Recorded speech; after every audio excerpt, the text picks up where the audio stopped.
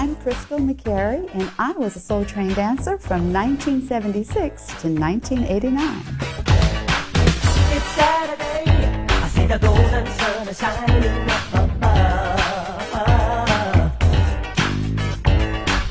I am from the Windy City, Chicago, Illinois, the South Side. I grew up in Hyde Park, and I used to sing. I grew up singing, so I was actually doing recitals by the time I was 5.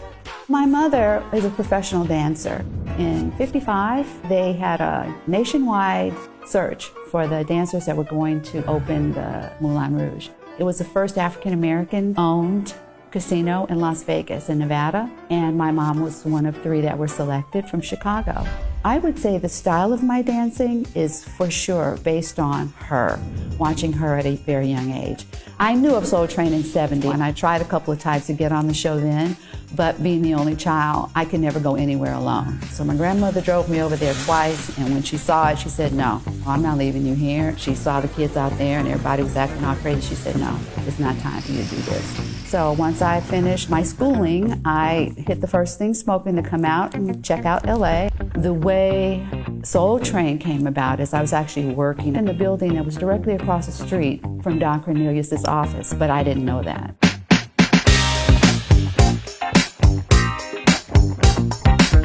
So here I am, deciding what I want for lunch. So I decided I was going to walk to the sushi restaurant. I'm walking down Sunset Boulevard, and this guy goes by in a Seville, and he blows his horn, and I'm just walking. You know, I got on my short skirt, my suit, my hair beat, everything. So I go to work looking good.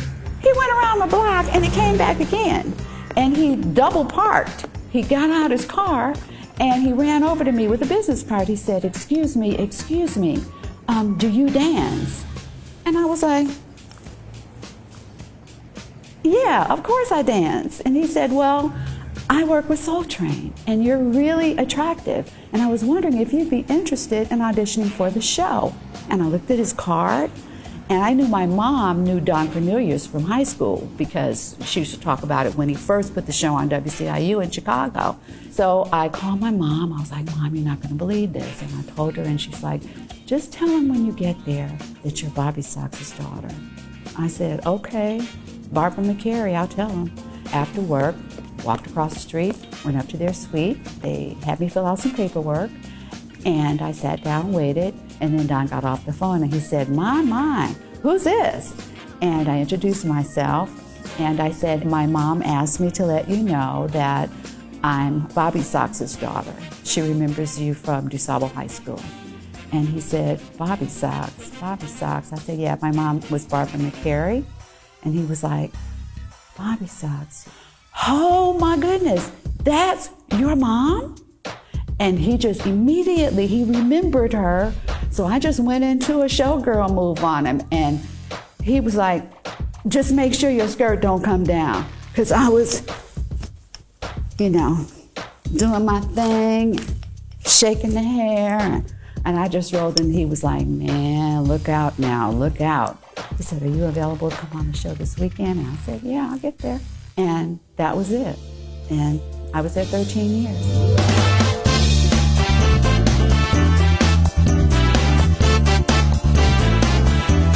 Whatever city you go to, there's people who write, who dance, who sew, who design. And in California, there were more opportunities here for people to be part of things because this is Hollywood. So in the early years, they would show up with the trunk of a car completely full of clothes that they had originally designed. And some of them, they had actually designed for specific dancers. I would have 2 or 3 different people that would come to me and say, "Excuse me, but can I show you some of the clothes that I make? Because I'd like for you to, if you like it, to wear it on the show." And that's kind of how that started for me. And I did work with many over years. Dancers themselves were skilled at designing clothes. Aretha Jackson, one of my dearest friends today, amazing seamstress. She can sew by sight without a pattern. So she did some of the outfits that I wore. And then when Tony Briggs intersected into Soul Train, it almost seemed as though he became the designer of Soul Train because his vision And it was individual by dancer. It wasn't just one-stop shop. He actually saw the difference in our personality. He saw the difference in the way we move. His concept of me, I believe, was kind of mermaid. He always put me in stuff that showed off my body lines, but he always gave me ruffles, height, because he knew that I was going to have these arm movements, and he knew that I was going to be swaying, and he designed for me that way. Tony did my clothes for the last 4 or 5 years that I was on Soul Train.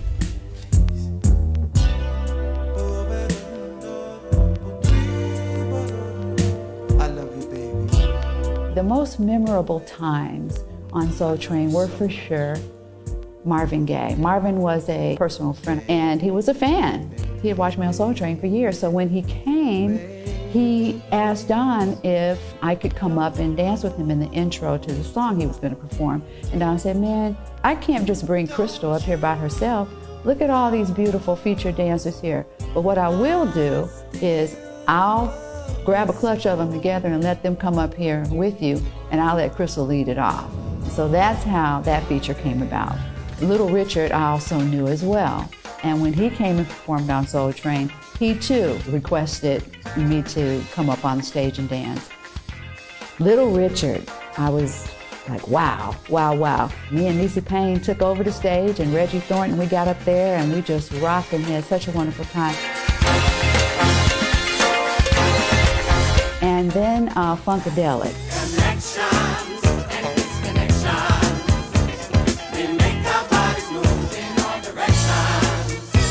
I came upon that opportunity rehearsing to go on the road with Bobby Womack, and I sing, so I had agreed to do a short tour with him. So we were there rehearsing at the rehearsal facility, and I was walking through and we saw Funkadelic, and they recognized me right away. And they were like, Crystal, you know what? We're gonna be on Soul Train this week. One of our background singers and dancers is on the road.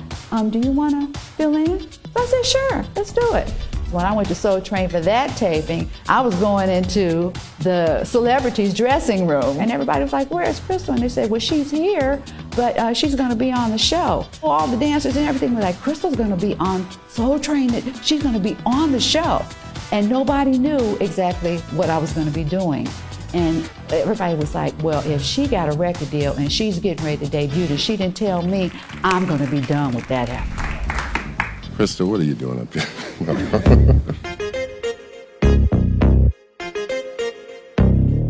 Here's the way I look at food and productions. Basically, it's food. We don't know who he was helping by providing that chicken to us. This is always a chain. One hand scratches the other. And after you had danced for 6 or 7 hours, you were tired. And it was convenient because we could not leave the studio. Now, I will tell you, we left. We would get in our cars and drive down the street and, go to Acapulco, have Mexican food. But most of our time on lunch breaks was spent trying to figure out our outfits, trying to rehearse. It was food, and guess what? You didn't have to eat it if you didn't want to.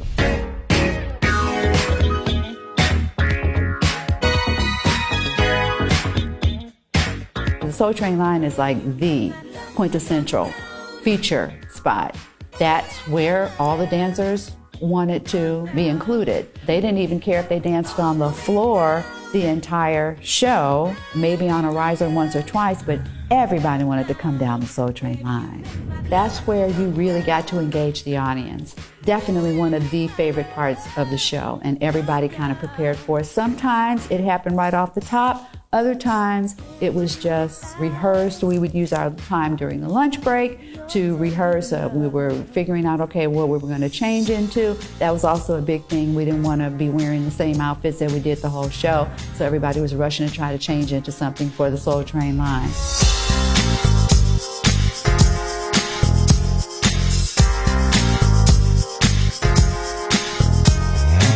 It was time for me to leave Soul Train. I was 31, I think, and I thought, how much longer can I do this?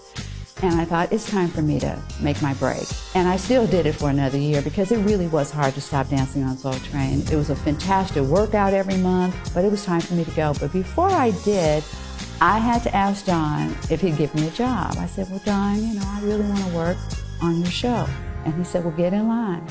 He said, because if I do it for you, I'll have to do it for the other 50 that have asked me. And so I had to just draw the line and make a hard, fast rule that, I can't do for one if I don't do for the rest. So I understood that, it was all good, and I made my transition from Soul Train.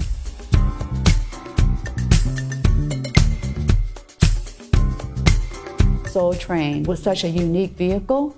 It was a really closely held, familial type show. Everybody got along, everybody respected one another, and they made us know that they cared about us, and we needed to care about the image that we were projecting as part of the show. And I felt that my placement there, having not had a chance to dance on it in Chicago and then coming to California, and I didn't come looking for it when I got here. I came here looking to, work in industry and music. For it to come together the way that it did for me, I knew that I belonged there. So yes, I would do Soul Train again in a heartbeat. I made some amazing friends that are still my friends today, 30 years, 35, 40 years later almost.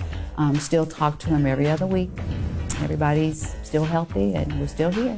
It's Saturday, I see the golden sun is shining.